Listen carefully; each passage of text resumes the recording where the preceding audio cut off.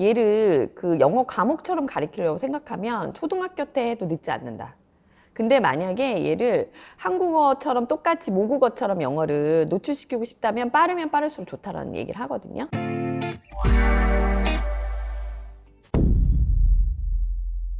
그래서 4세 어머님, 3세 어머님들이 영유에 빨리 보내는 이유는 그냥 자연스러운 모국어의 노출이었었던 거예요. 근데 그렇게 자연스럽게 노출을 하고 아이들이 재밌게 하는 수업들을 했는데 그게 놀이식이었죠. 근데 놀이식 어머님들이 6세부터 바뀌기 시작을 하셨어요. 뭐가 바뀌었냐?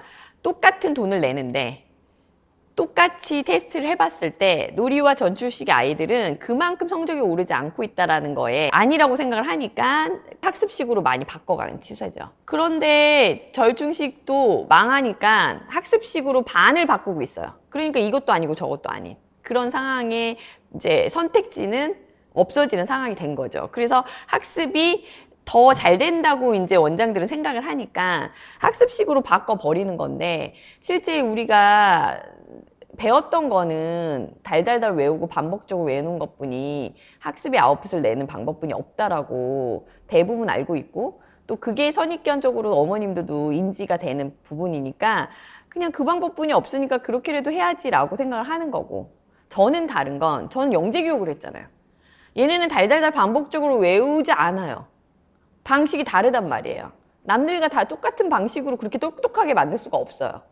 저는 그렇게 해서 절대 아이들이 아웃풋을 제대로 자기 걸 만들지 못한다는 걸 18년 동안 보고 알았기 때문에 저희 원만큼은 그러지 않는다는 거죠. 솔직히 말하면 제가 지금까지 다른 어머니한테 다 얘기 들어보고 다 하면 저희뿐이 없는 것 같아요. 저희처럼 영어로 자연스럽게 노출시키고 아이들이 스스로 생각하고 책을 하게 하고 행복하게 만드는 원은 저는 단독 저희뿐이 없다. 이제는 자신 있게 말씀을 드릴 수 있는 게 상담을 정말 제가 너무 많이 하거든요, 요즘에. 다른 어머님한테 다른 타사의 얘기를 들었는데 아, 우리뿐이 없겠구나, 나뿐이 없겠구나라는 생각이 더 정확하게 들기 시작했어요. 그래서 어머님이 말하시는 그런 교육 저희는 하고 있고요. 그런데 저희는 더 장점은 뭐냐면 저는 결과로도 말씀드려요, 보여드려요. 그게 더 큰 차이겠죠. 다른 데는 절충식은 재미있는지 모르겠으나 결과로 안 보여주고 있고 저는 결과로 2년 이상의 데이터를 계속 갖고 있고요. 올해도 좀 더 많이, 근데 애들이 해요. 그냥 애들이 스스로 해요. 어느 순간 아이들이 책을 많이 본다고 얘기하고 저는 억지로 책을 보게 하는 걸 정말 싫어하는 사람이에요. 그래서 선생님이 뭐 억지로 뭘 하게 한다 아니면 엄마 숙제를 내준다, 왜 그렇게 내주냐, 숙제는 여기서 하는 거다, 숙제는 본인이 하는 거다, 이런 얘기를 하기 때문에 선생님들도 처음에는 좀 놀래요. 그렇게 안 하면 아웃풋이 안 나올 거라고 예상을 하는 거예요. 근데 저는 아이들을 알잖아요. 아이들이 천재성을 갖고 있다는 걸 알기 때문에 그걸 믿고 있기 때문에 그런 부분에서는 2년 반 돌려봤을 때 월등히 높았다. 그래서 저희 원은 그럴 일은 없다.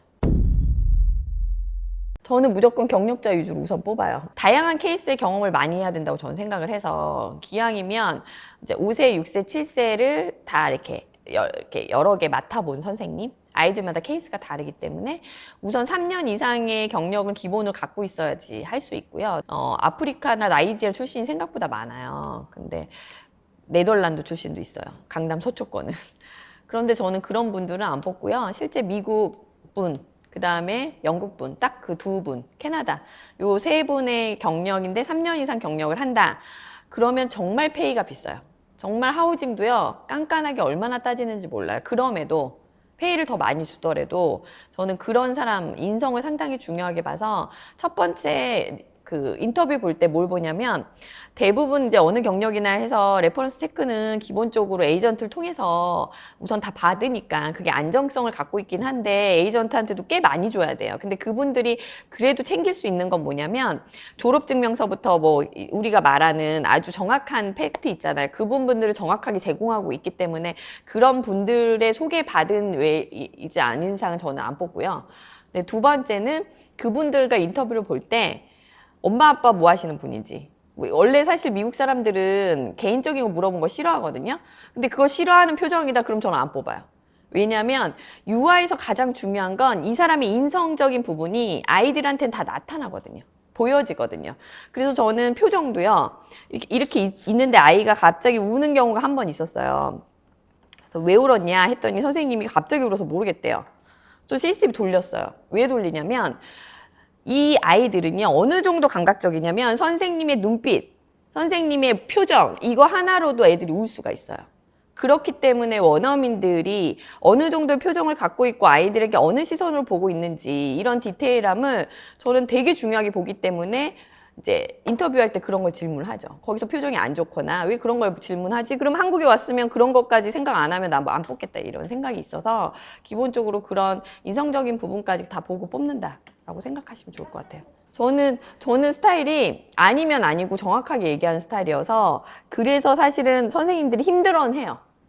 저가 지나가면 거의 그 발소리까지 느껴진다고 할 정도로 왜냐면 저는 이렇게 딱 10초 만에 스캔 다 되거든요. 아이들 표정부터 선생님이 움직임까지 다 관리가 되니까 그게 너무 옷 벗은 것처럼 디테일하게 선생님들이 이게 보이게 된다라는 생각을 하시기도 하는데 반대로 저랑 1년 있으면 이 사람의 능력치가 진짜 너무도 점프가 많이 돼서 어디 가도 다른 데 가도 이렇게 배울 수 있냐 할 정도로 놀랍게 성장을 하기 때문에 처음에 뽑을 때 성장하려면 오고 여기서 그냥 안전하게 주저하고 뭐 월급 주는 대로 하겠다 하시면 저랑은 안 맞다고.